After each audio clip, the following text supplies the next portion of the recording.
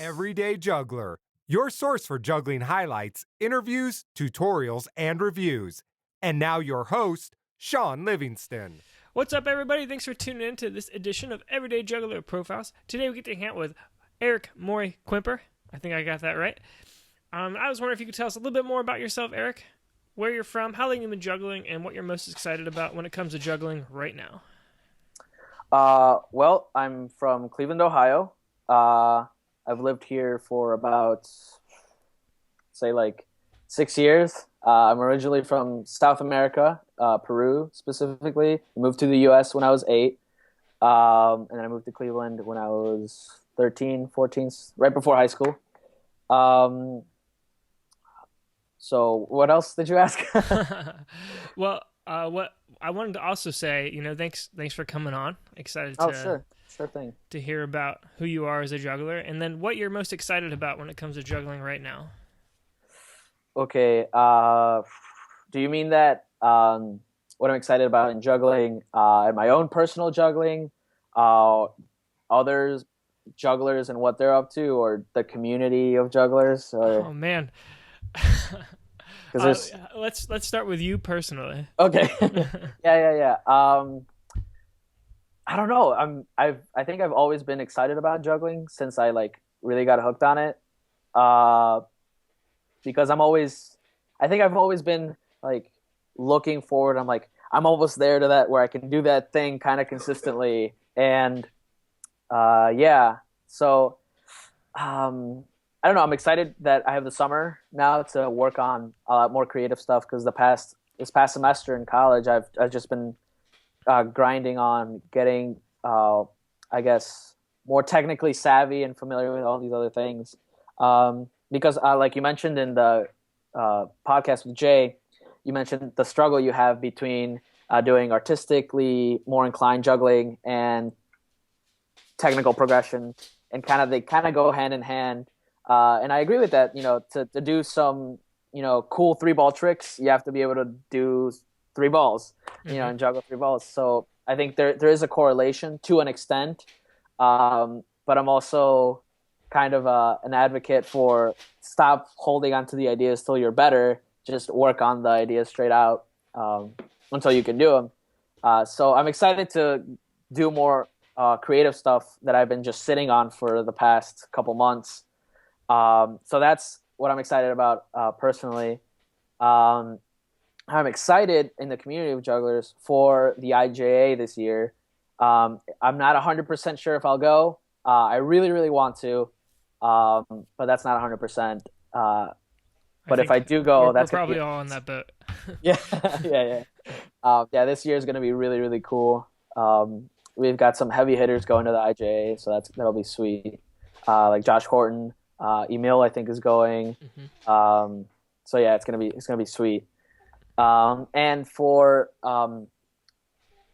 what famous jugglers are up to, I don't know. I feel like in the artistic world of jugglers, so like Tony and Wes and all those dudes, this might sound kind of mean, but it's not supposed to sound like that. There's kind of been a quieting in the pond, and that just tells me that there's something cool coming up that they're going to be coming out with, or at least someone's going to come out with something really cool. So I'm excited to just see. I'm in suspense for what's to come next. Okay, that's awesome. What are they working on? Yeah. That's what I'm thinking. Because when they publish their stuff, they've been done with that for a while, so they've already started work on stuff by the time they're done. So. Mm-hmm. I hope you're right. Otherwise, they're just laughing. They're like, they think we publish it ahead of time, or we get it ahead of time. So you said that you're looking forward to working on just some things that have been in the back of your mind since you're going to have more time. What are some things what are some things you're looking forward to working on? So I really wanted to put out a juggling video on all these ideas I had on 4 tricks off 4-2-3. And they weren't all 3 objects. There's some multiplexes and stuff in there, and other tricks that aren't 4-2-3 but are based off of that pattern. Mm-hmm. I mean, I was gonna release it on April 23rd because 4/23, and but the final thing didn't turn out the way I wanted it to because I had so little time to shoot it. It was really short, and the tricks, I was not happy with it, so I scrapped it, and I'm gonna finish the tricks and polish them up and shoot it sometime between now and next year. Okay, so you're still gonna release it on 423. Yeah, hopefully, and yeah. In the meantime, maybe you can work on something like 12, 12, 16. You think you can do that? Maybe, I don't know. Yeah, I don't know. Maybe someday. But yeah, no. In the works, I have a ring juggling video that I've been meaning to finish because I had the idea to make a ring juggling video like a year ago, but I kept getting busy with other stuff, and rings weren't my favorite prop. They're still not. Phil says I should stop working on what I think I should be working on and work on what I want to work on. And rings is one of those, but also they're really painful. I really feel for Pavel and Tony and Patrick. You know, I feel the pain. It's real. Yeah. So would you say that? So I the idea of working on something you enjoy just makes juggling better. But do you think that you're stuck on rings because you feel like you need to win, you need to beat these rings? A little bit, I guess. Yeah. I try not to work. I always struggle with my practice because I view the three props like this. I'm better at balls than I am with rings and clubs. I want to be better with clubs than with balls and rings. And I think, naturally more inclined to rings than I am with everything else. So it's kind of like a tug of war between everything. Yeah. Well, what about cigar boxes? How do they play into that? I really have no real space to practice. I've practiced it a couple times during the year, but it's honestly when I have nothing better to do. Unfortunately, when I want to juggle and I don't have ceiling height, and for some reason I don't feel like juggling in my dorm room, I would go somewhere with carpeting and work on cigar boxes. Mm-hmm. All right, so let's take it back a little bit, all the way to the beginning. What inspired you to juggle? Oof. So like I think I said to you earlier, what got me started in juggling was the St. Ignatius Circus Company, which is a extracurricular club at St. Ignatius High School in Cleveland. And I was a freshman in high school, and I got involved with band before school started. And we had to stay after school from 3 to 6 with nothing to do, because band rehearsal was at 6 to 9 or 8:30 or something like that. So the circus company met between 3 and 5.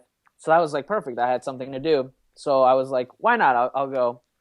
So I showed up, and I started here as I approached the giant room that it is. I heard like a lot of banging and like echoey stuff, and I was like someone's playing an instrument or something because it's like super loud. And I show up and everyone's juggling and stuff. And it was different. I was like, okay, I feel like I took it not as laughable as other guys that were there. Mm-hmm. Yeah, we were partnered up with people who were there from last year.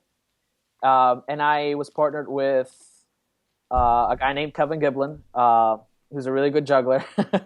And he was the club's president or co-president at the time. And yeah, he taught me to do the basic 3-ball. I think I flashed it within a couple minutes. I don't know how long it took me. It probably took me the average amount. It wasn't anything that I picked up right away. I think I did the classic, oh yeah, I can juggle 2-ball switcheroo thing. Oh, right. And then he's like, no, that's not it. And then he proceeded to teach me the proper 3-ball. I believe we were using Russians or something like that. Mm-hmm. Just because dropping was easily handled. So, yeah. Before that, had you ever known a juggler before then? No, but I do have this one memory of I remember I had two little Spider-Man beanbags when I was 10, and I remember during whatever year it was during the Nickelodeon Teen Choice Awards, I was really bored, so I was doing the two ball shuffle thing. But that's Okay. the only memory I have. I don't Yeah. know why I remember that, but So that's. what do you think your kind of perception of jugglers was before that day? I think your typical cartoonistic idea of a very circular shower pattern on a unicycle kind of deal. Mm-hmm. Um, I don't think I had to look back at. I'd been to a couple Ringling Brothers and Barnum and Bailey shows, but that's just like typical kid stuff. But Right. I didn't think much of it. It was just like, yeah, the ring circus stuff, whatever. But yeah, that never inspired me to, like, try and juggle or anything like that. Right. And I guess so. You have a kind of some music background. If you were in band, Yeah. I, did you find that there was a lot of similarities between juggling and band? Not right away. Music is is a very not visual, is an auditory representation of um, something that could be visual, like a landscape. It rises and falls, same as in classical music, and the wave patterns that you can make with juggling are similar. So there's a correlation to it. I wouldn't know exactly what or how, but I can see that there's a connection with the idea of tempo, timing, and etc. Mm-hmm. So Um, and I guess even just that's getting pretty technical into it, but even just the basic practice, of juggling versus the practice of music, I think there's a lot of similarities there. yeah. No, when it comes to when I explain to like friends or people I meet that find out that I'm a juggler, which is a very awkward conversation, is I try to explain it to them. It's like being a musician or a skateboarder. I think you and Jay talked about this a little bit. But the reason I explain it to them in that sense is because there's the sense of community and practice is the same, where you practice alone when no one sees you or hears you, hours and hours and hours, just to do like one little thing for a few seconds, and that's it. Yeah. And then there's aspects of doing it in front of people and just doing it for yourself. And some do both, some do one or the other. And yeah, and then there's also that sense that not everyone can do it. Everyone can try it, but not everyone sticks with it. Right. So I find it's very similar in that sense. Yeah. That's a really interesting. I hadn't really thought about that in music or juggling. The idea that you practice by yourself for hours and hours and hours to do one little thing, which is totally true. I have background in music as well, and obviously juggling. And I don't know. I sort of wonder how that impacts how we relate to each other. Like it's almost like because we know that every juggler does that, it's like we understand like, oh, this is a good person. This is somebody who, is persistent. This is somebody who, takes something seriously.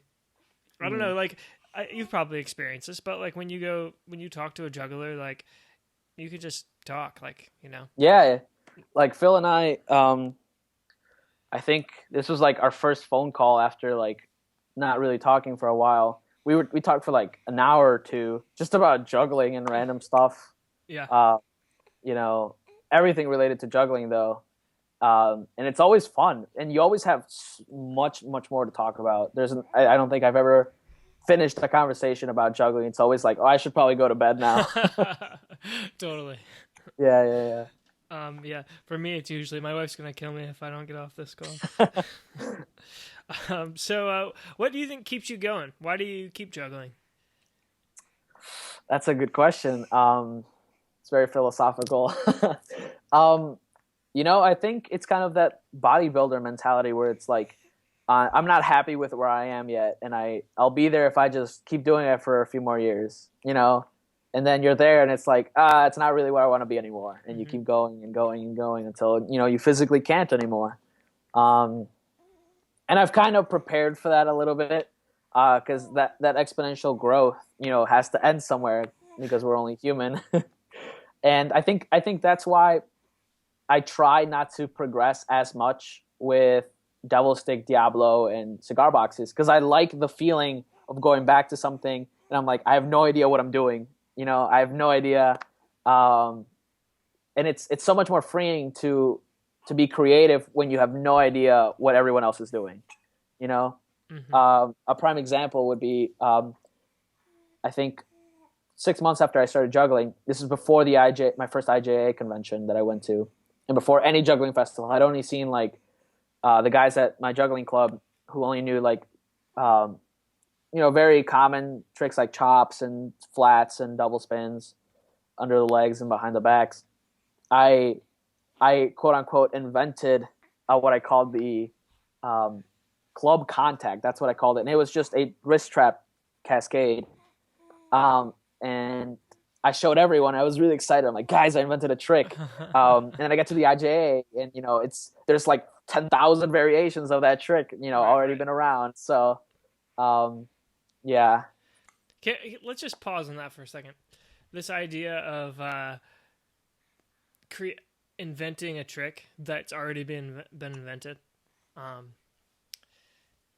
I feel like there's a lot of validity, and I don't know, if somebody comes up with something that they've never seen before, then it's just as amazing as the first person who came up with it.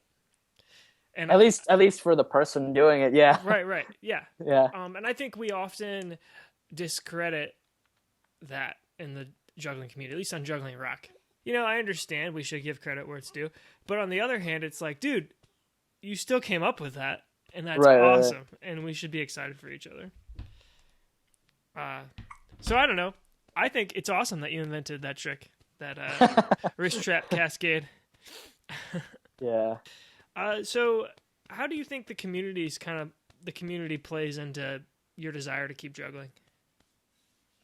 Well, I see the juggling community, and no matter what prop we're talking about or what specific move, it's always progressing. There's always someone trying it with a higher number, or with a different throw variation, or connecting it to another 360 or something like that. So I think it's ever growing, in the sense that if we have 3 guys or 3 girls and they're each working on doing the same trick differently, the community is growing. So you don't have to be a good juggler and do every single move ever really good, and then you're the one pushing the community forward. No, if one person's really good at one thing, like Adam Kaplow, I think his name is pronounced Kaplow, I'm not sure. He rocks the pinball and BBB. I mean, and no one, I don't think anyone can do it as smoothly as he does it, or I don't think I've seen anyone do it as smoothly as he does it. And that's his thing. He's a really good juggler and does other really cool things, but that's what I know him for. And I think he pushes the community in that sense, etc. And then Zach McAllister, he does all this cool ring body roll stuff that no one does, and he pushes that. I've talked to him, and he says he stopped trying to keep progressing in numbers because he has so many ideas he wants to work with and push forward, that he doesn't feel like working on 9 rings or 9 balls, etc. Yeah. Because he has all these ideas just clouding his head, and I'm glad he's pushing those ideas forward. Yeah. Where do you think we're going as a juggling community? What's the we're pushing forward to what? Ooh, that's a tough question. Also, you look like an angel right now with the light on your face. Oh, is that bothering you? No, it's great. What's up, everybody? I hope you're enjoying this interview. I really want you to check out Erick's channel because he's got a lot of great stuff there. So to watch the rest of this interview, you're going to have to head over there and do it. Make sure you subscribe while you're there. Thanks for watching. If you like what you saw, be sure to support the channel. Leave a comment, like, share, and subscribe.